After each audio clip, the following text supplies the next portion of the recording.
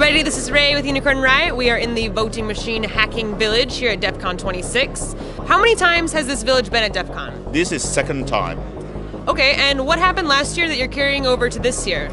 Well, first of all, a lot of knowledge. Last year also we had a room which was half of this size, and we couldn't allow all the people in. This time we have a little bit more space around. People can work more freely, can leave their work on the table. But yes, we are carrying out some of there's new machines, new discoveries, but there's also work which is carrying out from last year. We also had a presentation on a speaker track where Carsten Schumer was capturing all the things he had forensically discovered from voting machine, which we didn't bring here this year because it's not anymore in use. For example, finding a playlist of Chinese songs from voting machines. You found that in a voting machine? He found it from a voting machine, yes. He actually examined dozens of voting machines to verify that the playlist is in every one of those. Why would that be? Yes, that is an interesting question, isn't it? Yes, that is. So it seems like you have multiple types of machines, but you have the most current kind of voting machines here, and then you also have some historical ones? We don't have historical. Every single machine in this village is going to be used in 2018 elections in the United States.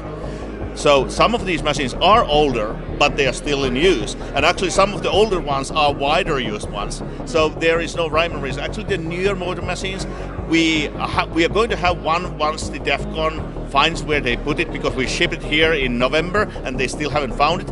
But generally speaking, US election infrastructure is extremely old.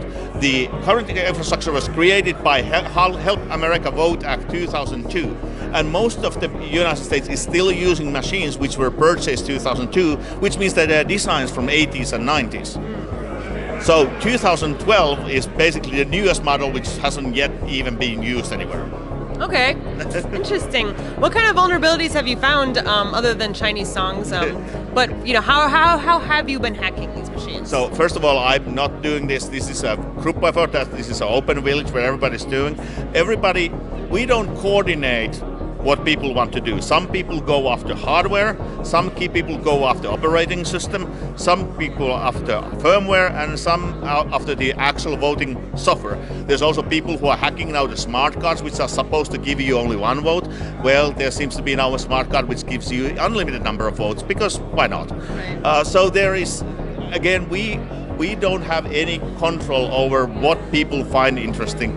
This year, immediately the table with the e-poll books was immediately crowded. That was the first one to kick off, and then all the other discoveries and tables been activated after that. Things we're discovering here is anybody paying attention? Is there any changes that are being made because of things that are being found here?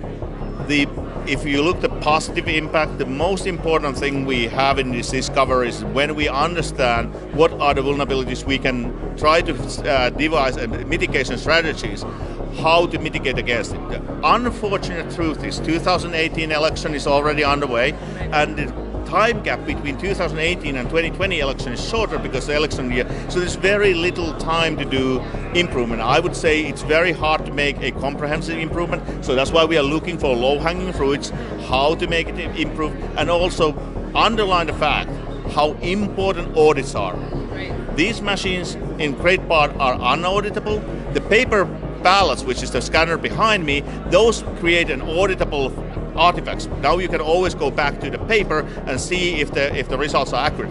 But in order to do it, you have to do it, and it's very uncommon in the US that a comprehensive audits or recounts or analysis is carried out. It's mind-blowing as a foreigner to me why the loser has to apply and pay for a recount when the winner can try to use legal avenues, because that is creating us versus them mentality. There's nothing good in that. If the audits will be mandatory, regardless who wins, who loses, what is the margin, it will make the trust to be more important. That will cultivate the culture of trust and understanding how the things work.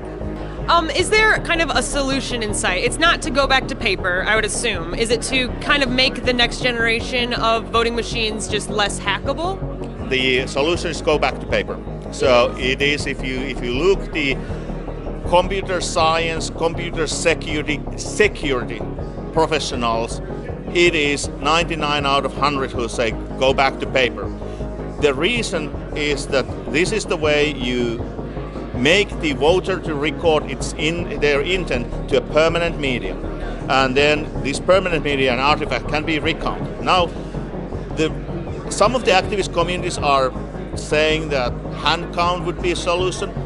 We humans have two properties. We are dishonest and error prone. Oh, exactly. Yeah. So hence you have to use computer technology to count the votes, but you cannot trust the result, not even paper ballots. So you have to then have a human audit process always to audit that the paper was counted and tabulated by computer accurately. Or you use secondary computer system, which is an isolation first, to do a count, and then you make a small audit again to establish the trust. But you have to establish the trust. Paper alone is not a solution. Also, in other way, I like open source. I don't like when people say open source is a solution. Open source is not a solution. Open source is a step to right direction. I love open source, but it's not a solution. Okay. But let's have an open source still. Okay, cool. So you're going to be here back at DEFCON 27, I assume. What do you see for the future of Voter Machine Hacking Village? Well, every single year we bring more stuff in. So this year, not only we have more types of voting machines, but we have a DEFCON kits from 8 to 15 hacking a mock-up election websites. We have the cyber range, which helps us to train local election officials.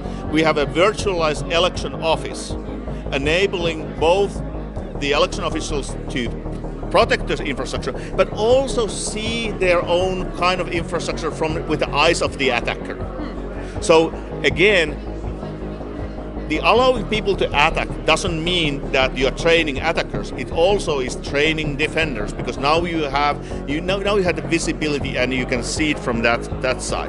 And in the cyber range, it has multiple firewalls, it has demilitarized zone, it's actually very good design, and behind all of that is the voter registration database of Ohio, which the Ohio published. So what the attackers in there, one of the main targets is how they navigate their way through all the protection and security to access that database.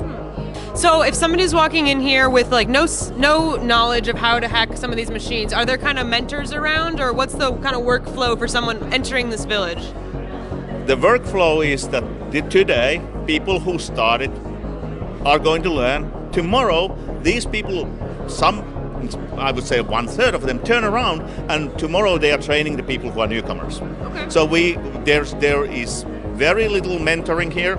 It's all basically the guys who are today learning are tomorrow's teachers, and that's what it is. We really have a very small organization, and we don't, in a way, this is a community which has a humongous brain power, humongous capability of innovate. They do what they want to do. This is all volunteers. If you ever think about, can I help, can I make a difference, become a poll worker. The average age of poll workers in the United States gets 1 year older every year. Basically, it's dominated by senior citizens. Get involved, you can improve the security, you can talk with the people who make the decision what machines are and systems are acquired, and you learn to understand how elections work. Elections are extremely complex, so become a poll worker. That's pretty good advice.